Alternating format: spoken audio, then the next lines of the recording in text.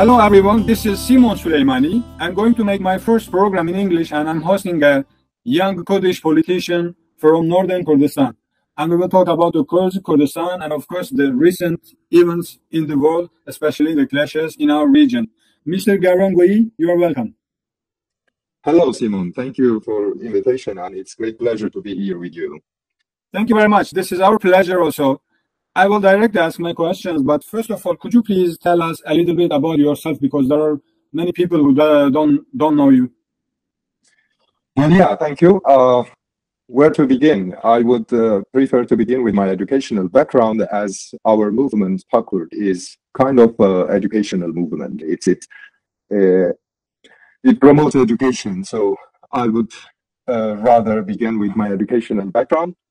So I am a pedagogue and educational scientist. Throughout my educational journey, I've had an opportunity to specialize in several diverse fields, though. I studied medieval languages, then followed by Chinese culture and literature. Later, I specialized in Kurdish language, but with a particular focus on Kurmanji. Afterwards, I pursued some advanced studies in educational sciences and pedagogy in Finland, mostly. These all studies provided me with a broad perspective on modern education and pedagogics. So that was my educational background. As for now, currently I am working on several projects, working also some as teacher, mostly, currently I am working on several projects, mostly related to linguistic awareness in collaboration with the University of Eastern Finland as part of a PhD program.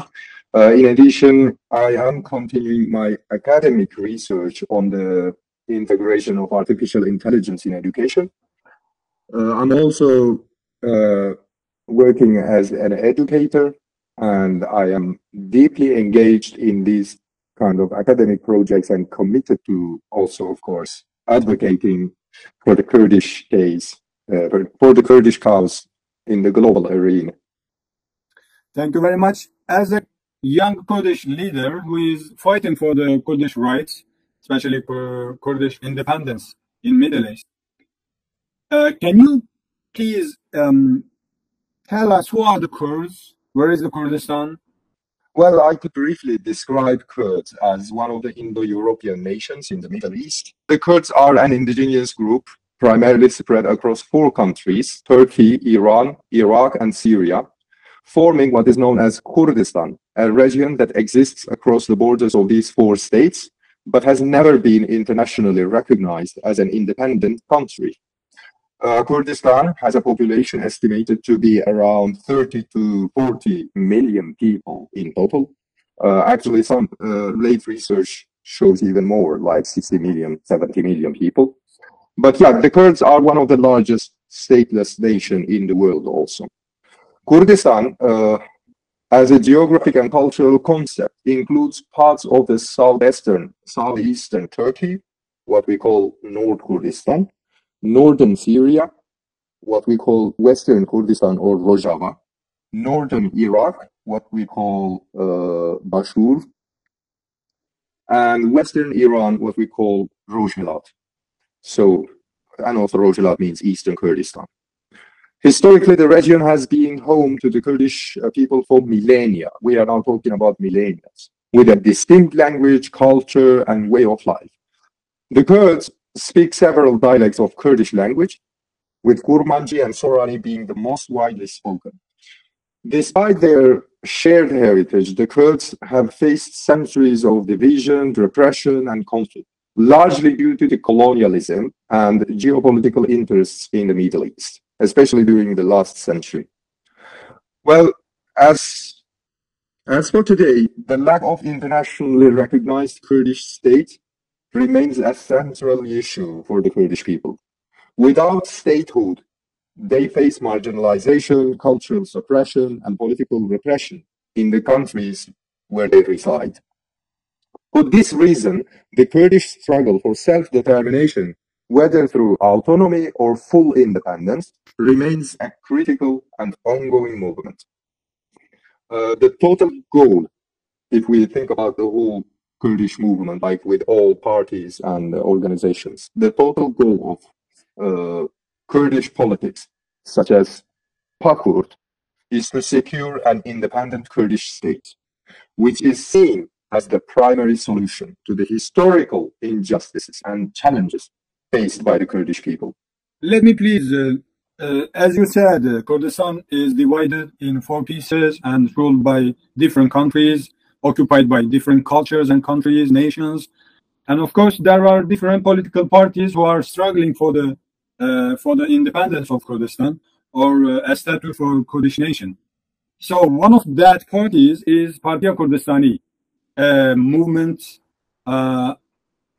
which is fighting in a civil way and created, organized by internet. And this is the first Kurdish political party organized by internet, online movement, and the second movement in the world after the Five-Star Movement in Italy. So what is PAKURD?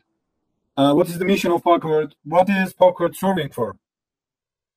Well, approximately 10 years ago, PAKURD was funded by Ibrahim Khalil Baran and his friends. There was a need for PAKURD because existing Kurdish political parties seem to be changing their plan about Kurdish future.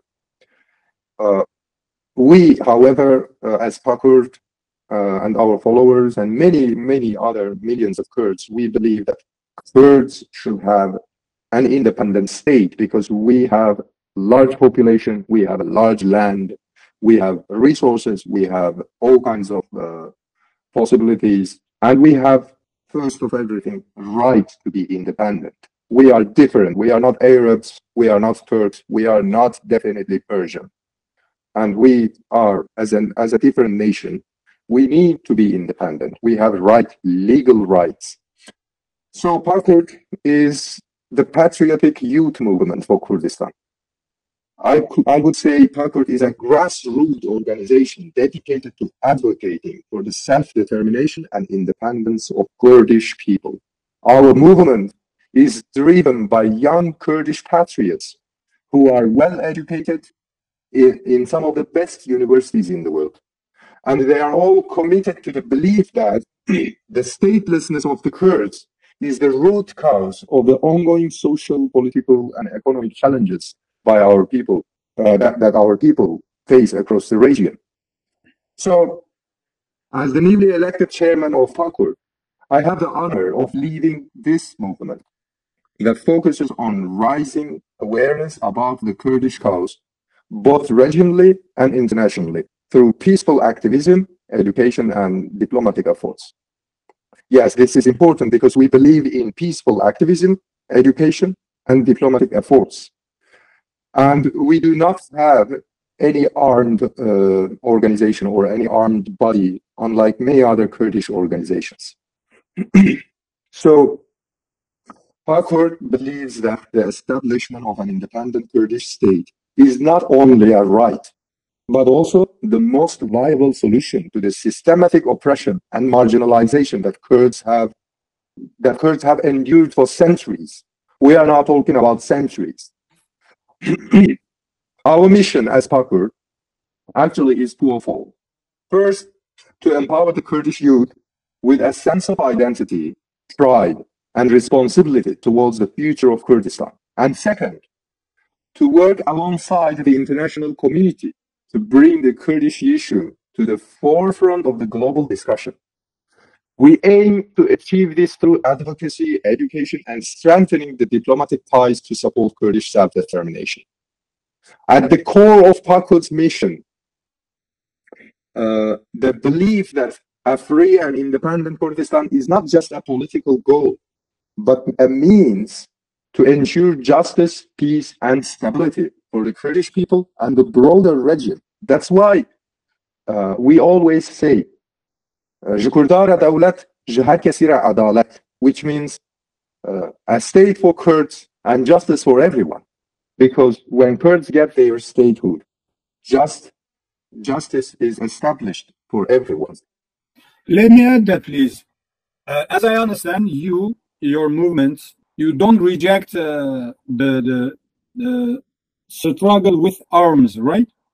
Kurds have rights for having their military wings and struggle with weapons. But the other side, as you mentioned, if Kurds have their rights in the region, that will stabilize the other nations also. As we see, Turkey, Iran, Iraq, Syria, they are becoming more and more anti-democratic because of refusing Kurds and their rights. If they accept the rights of Kurds as a nation, their self-determination, so they will also stabilize their community and they will have peace inside, in home. And the other side, they will have chance to avoid that conflicts with that nations living in that area which is called Middle East, right? That's true. That's exactly true.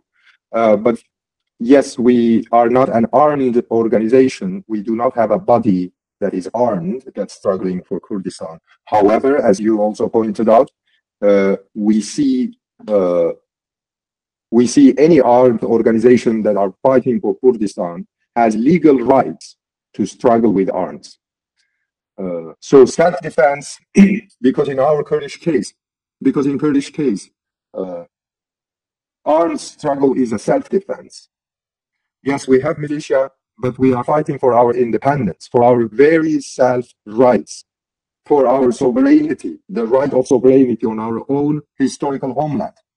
We are not fighting to get someone else's lands. We are fighting to be free on our own lands. So all those organizations that are in armed conflict with invaders are, in our eyes, in our opinion, they are freedom fighters of our nation.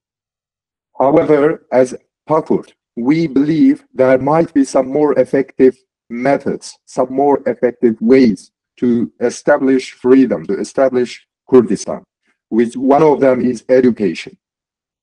And we promote the idea, this self-determination idea, and also the identity, the awareness about Kurdish identity, the awareness about Kurdish rights through education.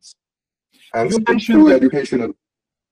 Yeah, thank you. You mentioned the conflicts in the region. So nowadays, as we see, not just in Middle East, but all over the world, there are conflicts, there are wars, especially in Ukraine, Russia, the other side in Israel with the organizations such as Hamas and Hezbollah, and the other side there is Houthi, and at the other side of the conflicts we see the forest in the border of China. So there are two blocks in the world, Western blocks, Western Union, such as NATO, and the other side, Eastern bloc, which is called Eurasia, and even we can call that the BRICS countries. So the world, the nations, the powers are divided in two sides, and Kurds are in the Middle East of that powers, that blocks. Where is the position of the Kurds in that blocks, according to you? Well, yeah, that is a challenging situation for us, the Kurds. We have always been in the middle of someone else. We have always been in the middle and in such a difficult situation. But we have to remember that the Kurdish cause is primarily focused on securing self-determination and independence rather than aligning strictly with any global bloc. However, in terms of core values, particularly like regarding human rights and the rights of self-determination, we find ourselves more in line with Western ideals, especially those championed by European countries. The West has supported Kurds, particularly in the fight against ISIS, and we have worked closely together to defeat this common enemy. The Kurdish militia, in cooperation with Western forces, was crucial in dismantling ISIS. And we have to also remember that ISIS was supported directly or indirectly by the Turkish state. This fact that many have to come to recognize. And, well, yeah, it's important also to note that both sides, that is NATO and Eurasian bloc, both sides, that is NATO and Eurasian bloc, have complicated and often contradictory attitudes towards Kurds. While the West values, such as democracy and human rights, uh, while the West also values democracy and human rights, it also continues to accept Turkey despite its all brutal suppression of Kurdish aspirations as an official ally. Turkey is part of NATO, which in our opinion doesn't belong to. This is a blatant contradiction. This is a blatant contradiction to Western values of justice and human rights. And we hope that attitude, this European attitude towards, and we hope this Western attitude towards both Kurdish militia, who are nothing but freedom fighters, and the Turkish state will shift in favor of justice and truth one day. Maybe it's important also to remember that Russia has more pragmatic approach and often prioritizing its own relationship with Iran and Syria, which are not in favor of Kurdish independence or autonomy. Russia doesn't list, however, Kurdish militias as terrorist organizations, unlike many Western countries. It still tends to act based on its own strategic interests in the region. As for China, we all know that China has no clear policy on Kurdistan or the Kurdish people, maintaining a natural, more like natural stance on focusing on its own interests. In reality, actually, both blocs have thrown the Kurds under the bus at different points in the history.